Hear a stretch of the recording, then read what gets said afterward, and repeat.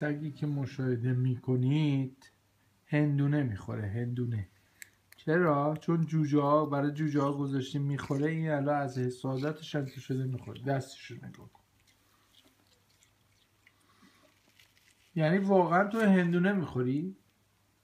لاکی با تو هم.